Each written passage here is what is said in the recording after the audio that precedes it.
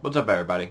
Just thought I'd take a few seconds to talk about the state of PlayStation in regards to what it currently is in the face of the new console. So the PlayStation 5 is coming pretty quickly, and I figured now would be a great time to look at the state that PlayStation is in right now versus where it's going to be pretty soon. And most of the indicators are out in terms of what we're going to be seeing from the PlayStation 5. Now, the only thing we really actually haven't seen from the PlayStation 5 is the way it looks. Because we already know about the GPU. We already know about the CPU. We already know about the type of benchmarks we're going to be seeing. We've gotten Geekbench results for it. We've seen they leaked some stuff about how fast it'll load Spider-Man in comparison with the PlayStation 4 Pro. It's a powerful console. Arguably, I'm pretty sure it's more powerful than the Xbox One X. I haven't done a side-by-side comparison, or even looked into a side-by-side comparison. The only thing that we haven't really seen is the way that it looks. But if we're talking about cell phones, the way that it looks, the appearance of the device is a big deal. But for something like a home console, that really doesn't matter that much. I mean, the PlayStation 5 could be ugly as sin, but I would still buy it. Why? Because it's sort of like a media center for your house. It's not really supposed to be something that I carry around to impress people with. You know? Sitting on the shelf under my television, it doesn't have to be the most attractive thing in my room. That's all I'm saying.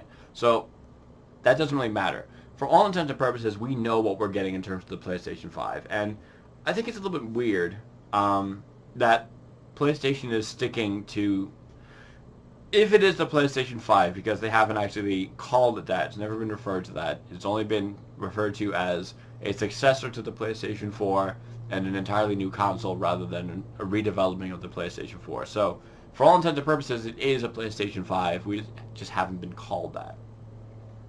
But for all intents and purposes, like I said, we know what we're getting with the PlayStation 5. We know what we're going to get. We know about the power, the specs, and we know that it's going to be backwards compatible. The weird thing is, PlayStation is still sticking with that formula of, sequential generations over a period of time. You know what I mean? So once the PlayStation 5 has been released, we'll have a soft launch where games will be released both for the PlayStation 4 and for the PlayStation 5, and then we'll get to the point where it's really just for the PS5. You know what I mean? This one is looking to be smoother than any of the other launches, because even if you consider the soft launch of the PlayStation 3 and the PlayStation 4, there were releases where they came out on both sides. There really is no reason not to get the PlayStation 5 immediately, assuming that the hardware is solid. I mean, we've seen hardware come out and, it hasn't really withstood the test of time, but assuming that the hardware is good, there's really no reason not to buy the PlayStation 5 right at launch because they have backwards compatibility. And they've already said that they're going to have backwards compatibility with the PlayStation 4 and just all the titles on the PlayStation 4. This is part of the revolution that was the PlayStation 4 and the way they the way they work the software and the hardware on the PlayStation 4 is going to carry over into the PlayStation 5. So those standards that are in place will work for the PlayStation 5, and therefore you're going to have a back catalog of all the PlayStation 4 games. And like I was saying, the soft launch of the PlayStation 3 from the PlayStation 2 and the PlayStation 4 from the PlayStation 3, those were a little bit off, just because once you committed to the PlayStation 4, if a new game came out in the PlayStation 3, you couldn't run it on the PlayStation 4. Now, there were side-by-side releases, but once you eventually did make the jump, all the games that you had purchased on the PlayStation 3 were left behind. You know what I mean? You had whatever games you'd purchased up to that point on the PlayStation 4 and any games going forward. But if you bought a game on the PlayStation 3 while the PlayStation 4 was in existence, you're not going to get those save files back. That game is back on the previous generation. So it kind of made it a little bit tough. The PlayStation 4 is not going to have that problem, or the PlayStation 5 is not going to have that problem because most of the PS4 games are going to work with the PS5. And we know that they're going to have the solid state memory, which is going to be fantastic. We don't know the price, actually. That's another big thing we need to find out. But overall, I still find that the PlayStation is a better place to play than the Xbox. And I can say that with confidence. And I know that there are a lot of people who are totally diehard Xbox fans. And, you know, I'm not saying that you're wrong. And I'm not saying that your console sucks. It doesn't. The Xbox One X is a great console. But the comparison that I always draw between the two is that Xbox is great for its hardware, and PlayStation is great for its software. The PlayStation 4 Pro isn't even that powerful of a console, but there's enough stuff to be played on it, and enough stuff coming down the pipe. I mean, we still haven't even seen Death Stranding come out yet, you know? There's all kinds of stuff coming out to look forward to. You know, Days Gone just came out.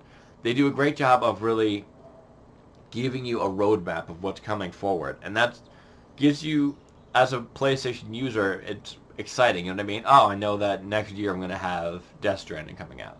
Kingdom Hearts 3 came out. You know, for a long time people have been talking about that game. It gives you stuff to buy.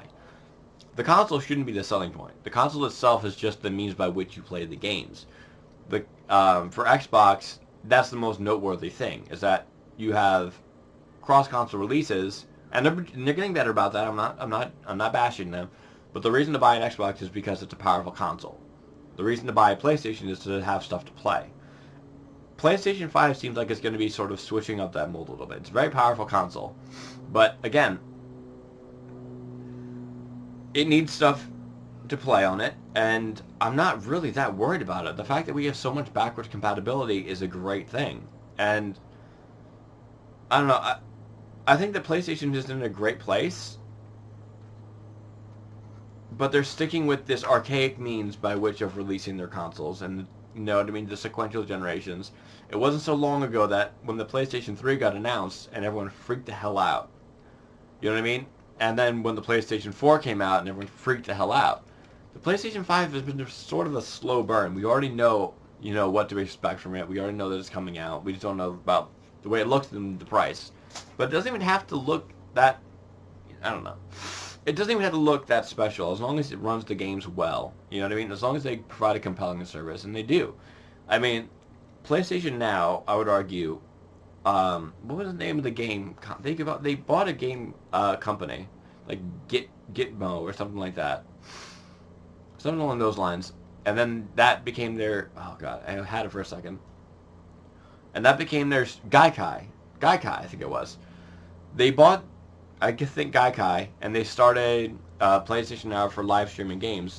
And that's arguably where this stuff is going, with Google Stadia and with the Xbox One, or the new Xbox, which is assumably, or presumably, going to be diskless, just over the internet streaming games. PlayStation Now has that already functioning. As long as they build up the catalog a little bit, and maybe provide it for downloads so you can play them offline, that'd be great. They already have a robust service of video store where you can buy and rent movies. They have a bunch of plugins so you can watch Netflix on it. The PlayStation isn't really what it was before. The PlayStation, I would argue now, is more of a media hub than it is anything else. It's a place where you can get your Netflix, your Amazon, your Hulu. You can play games. Obviously, that's the main one. You can also buy stuff digitally. It still has a place, but if you think of it as strictly a game console, then it's, you know what I mean. That's just one of its selling points.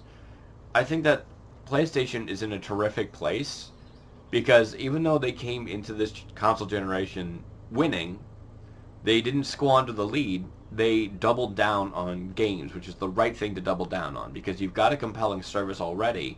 You've got a compelling console that acts like the media center. You know what I mean? And then now you've consistently given people new reasons to play. I think PlayStation is in a great place, and I really look forward to seeing the announcement of the PlayStation 5, if that is what it's called. I think that what I would like to see from them is more games coming out strictly for the PlayStation 5. And it would be really cool if they would take time to actually show us how games that are currently out are going to run on the PlayStation 5. So really take advantage of that backwards compatibility. But overall, PlayStation's been terrific. I switched from PlayStation from Xbox 360 to PlayStation 4 sometime in 2010, and I've never looked back. It's just been a superior service in my regard. It's not saying that Xbox is bad. I'm saying that I prefer PlayStation. So I think that with the coming PlayStation 5, they're in a terrific position. And I'm going to do another video about this on Xbox, but that won't be for a little while, at least until we have a little bit more information. But thank you guys for watching. If you are PlayStation people, let me know in the comment section below. If you're Xbox people and you feel like I didn't give Xbox its due, sorry, let me know in the comment section below. Give me a sub if you want to see more videos, and I'll see you next time.